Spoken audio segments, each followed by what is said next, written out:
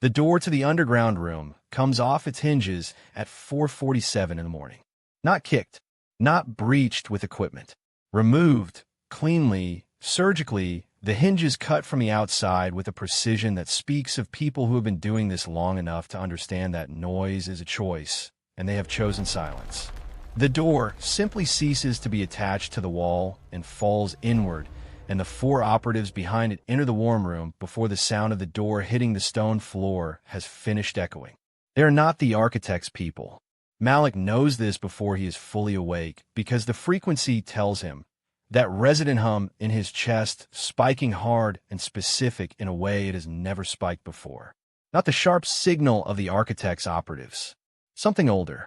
Something that knows the foundation's frequency well enough to move against it without triggering its outer perimeter alerts until the last possible second. He is on his feet before the door lands.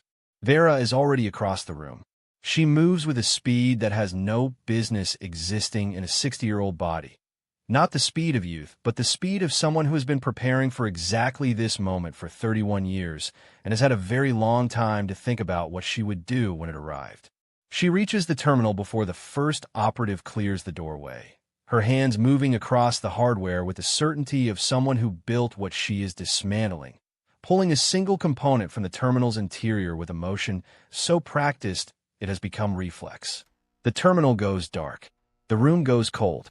Foundation coherence. Unknown.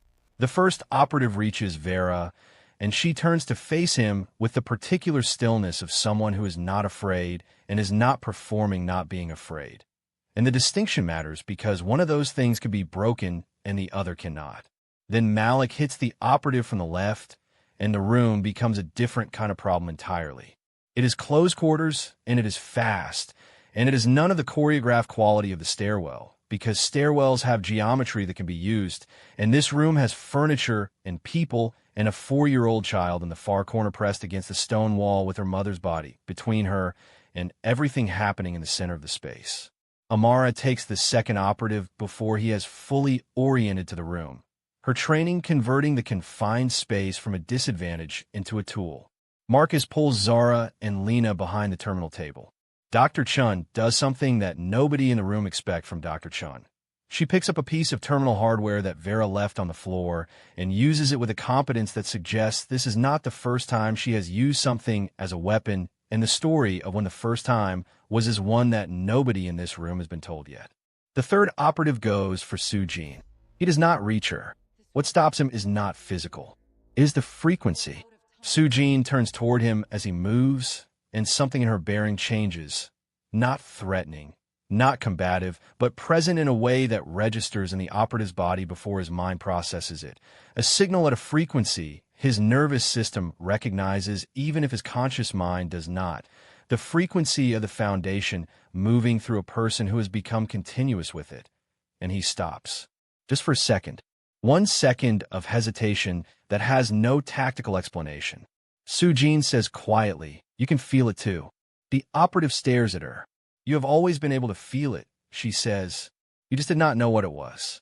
The fourth operative makes the decision for him, pulling him back by the collar and redirecting the room's momentum. And the moment breaks, and the fight resumes, and 30 seconds later is over in the way that fights in confined spaces end. Not cleanly, not cinematically, but with everyone breathing harder than before and 2 operatives on the floor and 2 retreating through the doorway that used to have a door. Silence. The warm room is no longer entirely warm. The terminal is dark. The amber lights are still running, but they feel different now. Defensive rather than welcoming, the warmth of something that knows it has been found. Vera stands at the center of the room, holding the component she pulled from the terminal. She is not breathing hard. She looks at Malik with those 31 years of waiting eyes and says something that makes everyone in the room go still. "That was not an extraction team," she says. "Those were foundation notes." The silence that follows is the silence of a sentence that has just rewritten something. "They sent nodes against us," Malik says. "Compromised nodes," Vera says. "Taken. Conditioned. The architect has been collecting them for months. Children who woke up and were reached before they could be protected, grown now into operatives who carry the foundation's frequency, but serve its opposite." She pauses. He has been building counter-network, she says. Not to destroy the foundation. To invert it. To turn it into exactly what it was built to prevent, Soo-jin says. Vera looks at her. Yes, she says. Lena's voice comes from the corner, small and certain in a way that only things spoken by someone who cannot imagine being uncertain sound. There were 12 of them outside, she says. Not 4. Everyone turns to look at her.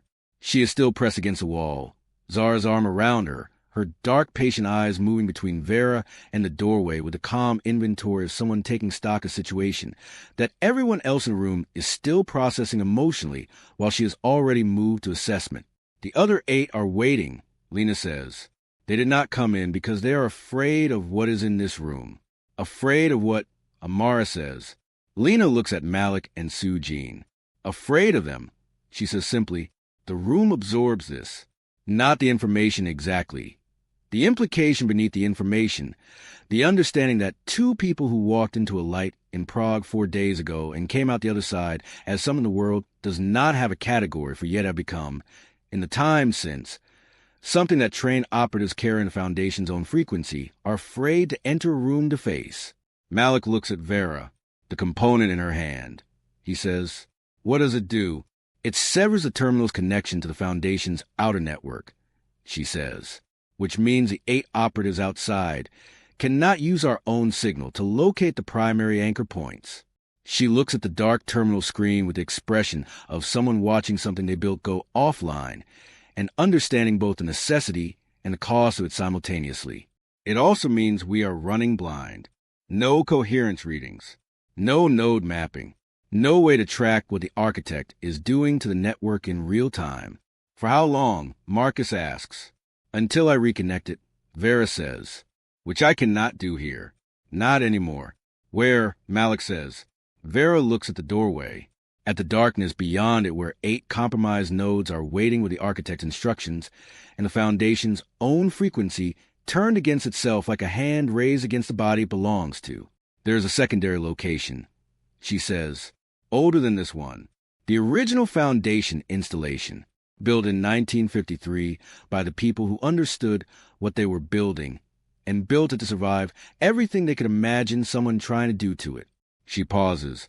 They could not imagine everything, she says, but they came close. Where is it? Soo-jin asks. Vera looks at the doorway again, not with hesitation, with the particular attention of someone measuring a problem before they move through it. It is not in Prague, she says. The room absorbs this. How far? Malik says. 12 hours, she says. If we move now, if we move correctly, if the 8 outsides do not have the perimeter sealed in a configuration I cannot navigate around. She looks at Lena. Can you map them? She asks. Their positions, their signal distribution. Lena nods with the matter-of-fact certainty of a child being asked if she can do something she has always been able to do and has simply been waiting for someone to ask. They are in a half circle, Lena says. East-south, east-southeast, south-southwest. She pauses. The pause of someone cross-referencing information against a source that nobody else in the room can access. They left the west open. Deliberately, Amara says. It is not a statement. It is a conclusion delivered the instant the information arrives, the reflex of a mind trained to read tactical geometry. It is a funnel, Malik says. They want us to run west. Someone is waiting west. Lena shakes her head. Not someone, she says. Something. A signal blocker. If we go west, the Foundation frequency cuts off completely. She looks at Soo-jin with those ancient dark eyes. You would not be able to feel me anymore. The weight of those lands differently on different people in the room. On Zara it lands as a mother's terror. The understanding that her daughter is a navigational instrument in a war she did not enlist in and cannot unenlist from because it enrolled her before she was old enough to know enlistment was possible. On Marcus it lands as a tactical problem with a specific set of constraints that his mind is already mapping onto the facility schematics he memorized 3 hours ago. On Dr. Chin it lands as confirmation. Not surprise, confirmation. The particular sensation of the thing you have suspected for a very long time being proven, at exactly the moment when the proof is most expensive. On Vera it lands as grief. Old, familiar, structural. The grief of someone who has watched the thing they love be threatened so many times that the grief has stopped being an event and become a climate. On Malik it lands as a decision. He looks at Amara. Can we go through them? He says, not around. Through. Amara looks at the doorway with the focused assessment of someone who has been in enough of these situations to know which variables are fixed and which are not. Running the calculation at the speed that comes from years of making calculations like this one in rooms with less time than this one. 2 of us, she says, moving fast. 8 operatives with the Foundation frequency in a confined underground approach with limited exit options. She pauses. Yes, with everyone else behind us and moving 30 seconds after we clear the first position. She looks at Malik. You and me. Soo-jin says nothing. She does not have to. Malik can feel the objection moving through the frequency between them. Not fear for herself. Never fear for herself, but fear for him, which is a different and in some ways more complicated thing to carry, because it cannot be argued with tactically and cannot be set aside by pointing at the clock. It simply exists in the signal between them as a fact that has to be acknowledged before it can be moved past. He looks at her. 47 hours. He says, we do not get to be careful. She holds his gaze for a moment that contains everything they have not said to each other since Prague, and probably will not say until there is time for saying things, which is not now and has not been now since the bridge, and may not be now for a very long time depending on what the next 47 hours decide to do. Then she nods. One short, precise nod that releases what it contains without resolving it. Vera hands the terminal component to Marcus. Guard this with everything. She says, it is the only thing between the architect and a direct line to every anchor point the Foundation has left. Marcus takes it with both hands. He looks at it for a moment. A piece of hardware the size of a deck of cards, wore at the edges from decades of careful maintenance, carrying no markings, no indicators, nothing to distinguish it from any other piece of salvaged computing equipment from the 1980s. Then he puts it inside his jacket against his chest and zips the jacket closed over it with the care of someone who understands that the thing he is holding is not hardware. It is the difference between a network that survives and one that does not. 30 seconds, Malik says to the room. He goes through the doorway with Amara one step behind him, and the darkness of the corridor beyond swallows them both, and the room waits. The amber lights hum.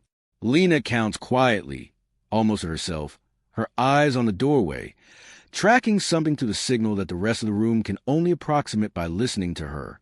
7, she says. 8, 9, a sound from the corridor. Brief, contained, the sound of a problem being solved in the dark. 14, Lena says. 15, another sound, different position. Further down. 22, Lena says. She looks at Vera. First 2 are clear, she says. Vera looks at the group. Now, she says, they move through the doorway in order. Vera first, moving with the compact efficiency of someone who has memorized every inch of this corridor over 31 years of walking it and does not need light to navigate with precision. Marcus behind her, one hand inside his jacket against a component, the other hand trailing the wall. His cracked glasses useless in the absolute dark, but his mind mapping the space and the schematics he absorbed 3 hours ago and has not stopped cross-referencing since. Dr. Chin behind Marcus, moving with a quietness that continues to suggest a history nobody in the group has been given access to yet.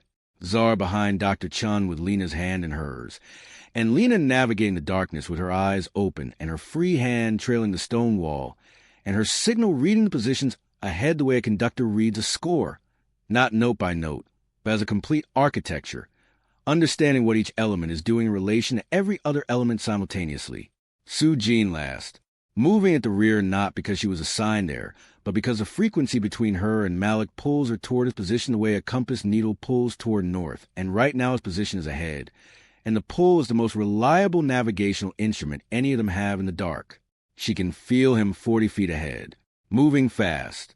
Amara beside him, the corridor bending right, and then immediately left in the way that Lena described and Marcus mapped and Vera confirmed from memory. She can also feel the third operative position 20 feet ahead of the group. Lena, she says quietly, third position, 12 feet east of the main corridor. Side passage. Lena nods in the dark. Already there, she says. Already where? Zara asks. Already told Malik. Lena says. Zara processes this. Her daughter communicating tactical information to a man 40 feet ahead of them through a frequency that runs between two people who became continuous with a 70-year-old consciousness network 3 days ago in Prague, relayed to a 4-year-old who woke up at midnight, carrying something ancient, and has been navigating by it ever since. Zara is a teacher. She taught primary school for 7 years. Her framework for the world was built around reading groups and parent evenings, and the particular satisfaction of watching a child understand something they did not understand yesterday. That framework is gone. She is building a new one in real time in the dark in a corridor underneath Prague, and she is doing it without stopping moving, because stopping is not an option, and she is, Malik noted earlier when it was time to note things, handling this with steadiness that has nothing to do with training, and everything to do with the particular stubbornness of a mother who has decided that whatever this is, she is not leaving her daughter's side, and that decision has made every subsequent decision simpler. A sound from ahead. The third position resolved. Lena squeezes Zara's hand once. "It is fine," she says. "Keep moving." They keep moving. The corridor makes its right bend, and immediately its left and opens into a wider passage that Vera navigates from memory with the precision of someone walking a familiar route in a power cut, reaching a junction and taking a left fork without hesitation, the group following her the way water follows a channel, trusting the direction because the alternative is standing in the dark debating it, and there is no time for standing. 2 positions remain. Lena says them before Soo-jin can relay them. 40 feet ahead, right side, elevated. 1 operative on a utility platform built into the wall, using the height advantage that the passage's architecture provides to anyone who knows to use it. And 60 feet ahead, at the passage's end where it meets the exit stairwell, 1 operative waiting with the particular patience of someone who has been told to hold the last position regardless of what happens to positions before it. Malik, Soo-jin says into the dark. Not loudly. Not loudly, because she does not need to be loud. The frequency carries it. She feels him register at 40 feet ahead, a shift in the signal between them. The particular quality of attention that means he has received the information and is incorporating it into what comes next. The elevated position. He says, "Back." "I have it." She did not hear him say it. She simply knows he said it the way she knows her own thoughts. Not because she's inside his mind, not because the connection between them has erased the boundary between 2 people, but because the frequency between them has become fluid enough that intention moves through it before it becomes language. She is still getting used to this. She suspects she will be getting used to this for a very long time. Ahead, the elevated position resolves with sound that is partly Malik and partly Amara and partly the architecture of the passage being used against the person who thought they were using it. The utility platform that gave the operative a height advantage gave Malik a predictable position, and a predictable position in the dark against someone navigating by frequency is not an advantage. It is an appointment. The last position, the operative at the stairwell entrance, hears enough to understand that the 6 positions before has been resolved and makes a decision that the last position always has to make in these situations. The decision between holding and moving, between the order that was given and survival instinct that is older than any order. He moves, not away from the group, toward them. It is a decision that surprises everyone except Amara, who has seen this before, the operative who decides that the worst outcome of engagement is better than the uncertainty of waiting, who moves toward contact, because contact at least has a shape, and a shape can be responded to and the formless approaching dark cannot. She is ready for it. The stairwell entrance clears. Malik's voice comes back through the dark, through the frequency, through the 40 feet of corridor between them. "Clear," he says. "All of it. Move to the exit now." They move. The stairwell ascends 2 floors and opens onto a fire exit that releases into a narrow brown alleyway, and the alleyway delivers him to the city morning with the abruptness of a held breath releasing. Cold air, gray sky fully established now, the smell of rain and bread, and the diesel-exhausted city that has been awake for hours and has things to do. Vera does not stop moving. She leads him 3 blocks west at a pace that is not running and is not walking, but occupies the urgent middle ground between them, past a tram stop where 2 people waiting for the early tram watch the group pass, without reacting, because Prague in the morning has seen stranger things than a group of exhausted people moving with purpose through its streets, and has learned not to make its business.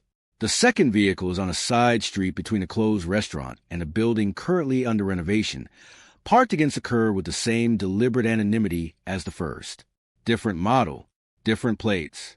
Same quality of presence.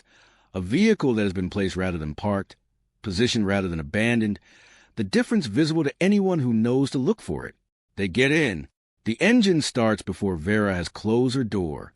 The driver, a man of perhaps 50, broad, with the quiet competence of someone who has been doing one specific thing for a very long time and has become exceptional at it through repetition rather than inspiration, pulls into morning traffic without speaking and navigates the first 3 turns from memory, establishing a route before anyone in the vehicle has fully caught their breath.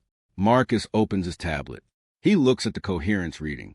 Then he remembers a component in his jacket, and the terminal is dark, and there is no coherence reading, and there will not be one until they reach the secondary location, and Vera reconnects a component to the Foundation's primary architecture. He closes the tablet. For the first time since the bridge, Marcus has no data to work with, no schematics to cross-reference, no signals to map, no numbers to run. He is operating in the same information environment as everyone else in the vehicle, on instinct and trust and the word of a 60-year-old custodian and a 4-year-old child. He finds it profoundly uncomfortable. He does not say so because there is no value in saying so, and Marcus has spent his entire professional life understanding the difference between information that is useful and information that is simply true. Amara is watching the rear through the vehicle's back window with the systematic attention of someone whose job does not end when the immediate threat resolves. The streets behind them are ordinary, morning traffic assembling itself.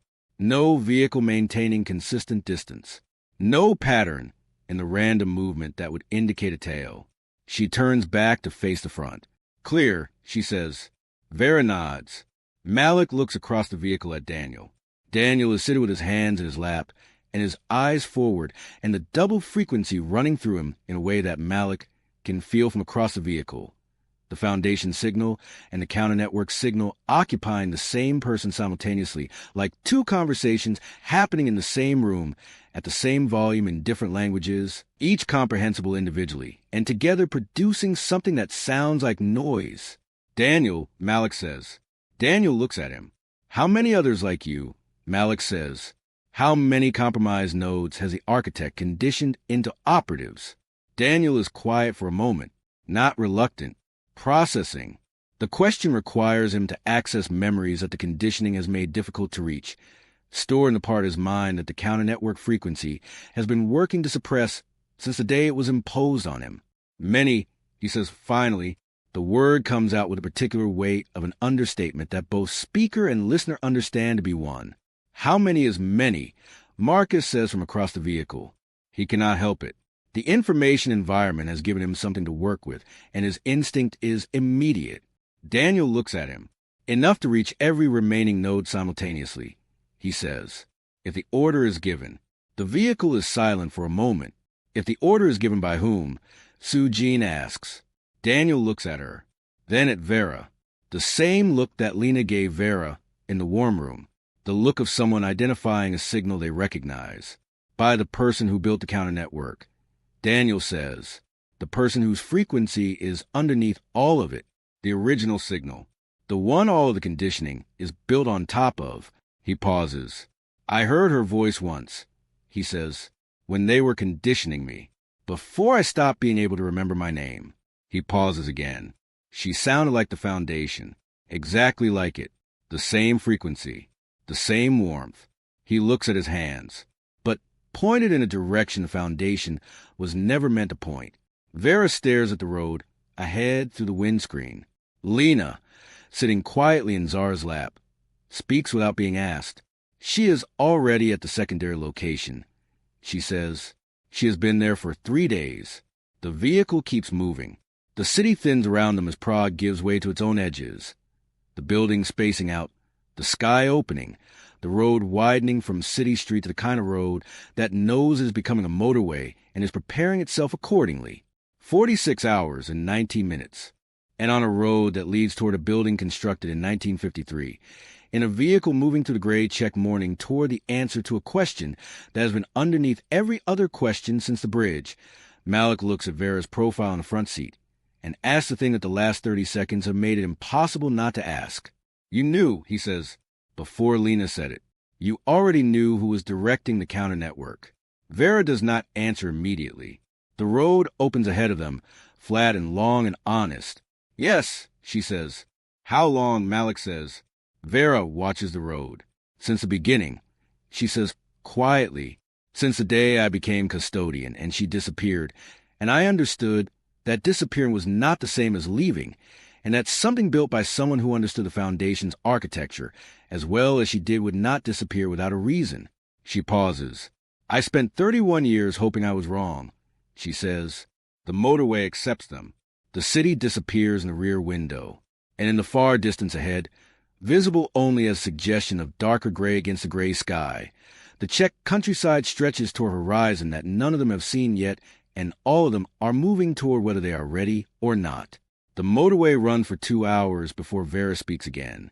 Not because she has nothing to say, because what she has to say requires the particular preparation of someone delivering information that will change the shape of everything that came before it. And that preparation cannot be rushed, and 2 hours on a straight Czech motorway with the gray sky overhead and the flat countryside on both sides and the engine running beneath everything is exactly the amount of time it takes. When she speaks, she does not turn from the windscreen. Her name was Elara, Vera says. Elara Voss. She was 29 years old when she built the Foundation, and she built it because she had spent the previous 4 years watching every institution she had believed in, governments, universities, intelligence agencies, the entire architecture of the post-war world assembling itself around the assumption that power centralized was power stabilized, revealed itself to be exactly what she had feared it was. Machinery for the reduction of human consciousness to something manageable, something predictable, something that would not surprise the people operating the machinery. She pauses. She was the most intelligent person I have ever known, she says, and I have known several. The vehicle moves through the morning. Nobody speaks. When Vera is in this register, interrupting her is not a tactical error. It is simply impossible. The way interrupting a river is impossible. You can stand in it, but you cannot stop it. Elara understood something about human consciousness that nobody else in 1953 had the framework to understand. Vera continues that it is not individual, that the boundary between one mind and another is not a wall. It is a frequency, a negotiable distance. Under the right conditions, in the right pairs, the distance collapses entirely, and what exists in the collapse is not the loss of two individuals, but the emergence of something that has no individual equivalent. Something that is more precise than telepathy and more intimate than language and more durable than any system ever built by people who thought durability was a function of infrastructure. She built the foundation to protect that, she says, to keep the space where that collapse is possible free from the people who would use it as a resource rather than recognize it as a right. Marcus is writing, not on his tablet. The tablet is in his bag, and the component is against his chest, and the coherence readings are dark. He is writing on a folded piece of paper from his jacket pocket with a pen that has been in that pocket since before Prague. The instinct of a man who documents things running deeper than any tactical situation has yet managed to reach. What changed her mind? Soo-jin asks. Vera is quiet for a moment. The third pair, she says. She pauses. The third pair anchored in 2003. A man named Kofi and a woman named Yuna. They were extraordinary. The strongest pair since the first. The coherence they achieved in the first week of anchoring was higher than anything the Foundation had recorded in the previous 50 years. Elara was alive then. She was 79 years old and still the Foundation's primary theorist, retired from custodianship but not from involvement. She watched Kofi and Yuna anchor. She pauses again. The pause is longer this time. And she watched what it cost them. She says, "What did it cost them?" Malik asks. Everything individual, Vera says. Not their personalities, not their memories, not their love for each other or the people around them, but She searches for the word with the care of someone who knows that the wrong word here will miss the thing she is trying to say by a distance that looks small and is enormous. The privacy, she says, the fundamental privacy of a single consciousness. The knowledge that there is a space inside you that belongs only to you and cannot be entered without your permission. For an anchored pair, that space does not exist. They feel the entire network. Every node, every fluctuation, every loss. They carry it all the time. Not as a burden exactly, but as a permanent expansion of the self that cannot be contracted. She turns from the windscreen for the first time. Kofi told me once, she says, that it was like being given 1,000 extra rooms in a house you already loved. Beautiful rooms. Rooms full of light and life, and the accumulated presence of thousands of human beings living fully. But you could never close the doors. You could never be alone. Not truly. Not in the way you were alone before. She looks at Malik, then at Soo-jin. Elara watched this. She says, and she decided it was a violation, that the foundation, which she had built to protect human consciousness, was asking its anchor pairs to surrender the most fundamental aspect of their own. She decided that a network maintained at that cost was not worth maintaining. She decided the entire architecture was wrong. She turns back to the windscreen, and then she disappeared. She says, and started building something that would end it. The vehicle is quiet for a long time. Soo-jin is looking out the window at the flat-checked countryside passing at motorway speed. The fields gray-green and wide. Bare trees at intervals. The occasional farmhouse sitting in the middle distance with the self-sufficiency of something that has been there long enough to stop explaining itself. Her expression is not afraid. It is not resigned. It is the expression of someone receiving information that changes the personal stakes of a situation they already understood to be high and are now recalibrating against a new ceiling. 1,000 extra rooms, she says, that you cannot close the doors on. Yes, Vera says. Soo-jin looks at Malik. He is already looking at her. Can you feel it? She asks. Already, what she described. He is quiet for a moment. Some of it, he says. Not all of it. Not yet. He pauses. You. She nods slowly. The same, she says. Growing. Since the terminal last night. Every time the coherence rises. They look at each other across the vehicle interior with the particular attention of two people taking honest inventory of something that is happening to them that they did not fully choose and cannot fully stop and are in the process of deciding how to feel about. Daniel watches this from a seat, his double frequency running its two-language conversation inside him, his hand still in his lap. I would take it, he says quietly. Everyone looks at him.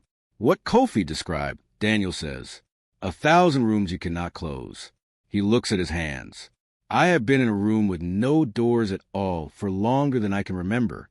A closed frequency, a signal that runs one direction and does not ask permission and does not recognize the person it is running through as anything other than infrastructure. He looks up. 1,000 open rooms sound like the opposite of where I have been, he says. It sounds like being alive. Nobody says anything for a moment. Lena, from Zara's lap, reaches across the seat and puts her small hand on Daniel's hand. She does not say anything. She simply puts her hand there and leaves it there with the complete naturalness of a child who understands that sometimes the frequency communicates better than language and is willing to let it. Daniel looks down at her hand. Something moves in his face. Not the composed neutrality of the operatives he was conditioned to be. Not the fractured uncertainty of a man trying to remember his own name in a dark corridor. Something older and simpler than both of those things. Something that was there before the conditioning and has been waiting inside the doubled signal for the right frequency to remind it that it still exists. He turns his hand over beneath Lena's and holds it. Vera watches this in the rear-view mirror. She says nothing, but something in her shoulders changes. The same shift that happened when Lena spoke to Dr. Chen in the vehicle. The physical signal of load that has been carried so long the carrying became invisible and is now, incrementally, becoming visible again as it lightens. Marcus folds his piece of paper and puts it back in his jacket pocket. He takes his glasses off and cleans them on his shirt and puts them back on. He looks at Vera, the secondary location. He says, the original installation. What do we find when we get there? Vera is quiet for a moment. The original hardware, she says, older than anything in Prague, built directly into the geology of the location. The Foundation's founders understood that the network needed a physical anchor in the most literal sense, something connected to the Earth itself, not to infrastructure that could be disrupted. She pauses. A terminal that has been running continuously since 1953. Unmaintained for the last 31 years because I could not safely access the location without leading the counter network directly to it. And Elara, Malik says, And Elara, Vera confirms. How do you know she is there? Amara says. Because it is where I would go, Vera says simply. If I had spent 70 years building an argument against something, and the moment to make that argument finally arrived, I would go back to the place where I built it. I would want to end it where it began. She pauses. And because Lena said so, she adds. And Lena has not been wrong yet. In Zara's lap, Lena has fallen asleep, still holding Daniel's hand. Her small face finally carrying the expression that 4-year-old faces are supposed to carry. Not ancient, not navigating, simply resting. The signal running quietly beneath the sleep, like a river beneath ice. Present and unhurried and continuous. Zara looks down at her daughter. The expression on her face is the expression of a mother who has watched her child carry something enormous for the past 24 hours with a grace that should not be possible at 4 years old, and is now watching her sleep and feeling the full weight of what her daughter is and what her daughter will always be from this point forward. She looks up and finds Soo-jin watching her. Is it always going to be like this? Zara asks. Her voice is quiet enough not to wake Lena. Soo-jin looks at her honestly. I do not know yet, she says, but she will never be alone in it. None of them will be. Zara nods. She looks back down at Lena. She was asking for you, she says, from midnight, before I even knew who you were. She was sitting up in her bed saying, I need to find them. I need to find them. And I did not know what she meant or who she meant, and I did not know what I was going to open the door, till when I finally heard the buzzer. She pauses. I am glad I opened it, she says. The motorway continues. 44 hours and 51 minutes. And ahead on a road that is becoming smaller and more specific as it leaves a motorway and enters a kind of countryside that does not appear on tourist maps. A building constructed in 1953 by a 29-year-old woman who understood something about human consciousness that the rest of the world would not have the language for another 50 years, is waiting in the gray morning with its original hardware running, and its first custodian inside it, and 70 years of unresolved argument about the cost of protecting something beautiful about to reach the room where it has always been heading. The driver takes an exit that is no sign. The road narrows. The trees begin, and in the back of the vehicle Malik feels a frequency shift. Not spike, not warn, but shift. The way a signal shifts when it comes closer to its source. The hum in his chest changing quality. The way music changes quality when you move from outside the concert hall to inside it. The same notes, but fuller, more present, more real. He sits forward. We are close, he says. Vera nods. 5 minutes, she says. Then we find out if 70 years of disagreement can be resolved in the time we have left. She pauses. And if it cannot, she says, we find out what it looks like when the person who built the foundation tries to watch the last anchor pair fail. The trees close over the road. The sky disappears above them. And the vehicle moves through the dark of the forest toward a building that has been waiting since 1953 for the people inside it to arrive, and the conversation that has been building since the foundation's first breath to finally be had. If that last mile just did something to your pulse. You are exactly where the story needs you. Drop a comment right now. What do you think Elara says when she sees Malik and Soo-jin for the first time? Does she try to stop them, or does she ask them to understand her? And what happens to the foundation if the conversation goes wrong? You have been here since the bridge. You stayed through Prague, through the pharmacy, through the rooftop, through the corridor in the dark, and Daniel remembering his name. Hit the like button. This story is built by the people who stay, and you are one of them. Subscribe now and turn the bell on. Part 8 is where Malik and Soo-jin walk through that door and find the woman who started all of this on the other side. And the first thing she says is going to change how you understood every single part of this series from the very beginning. You do not get to find out what it is unless you're subscribed. Welcome back to Project Bridge. The forest road ends in 5 minutes. And everything else ends or begins in a room at the end of it.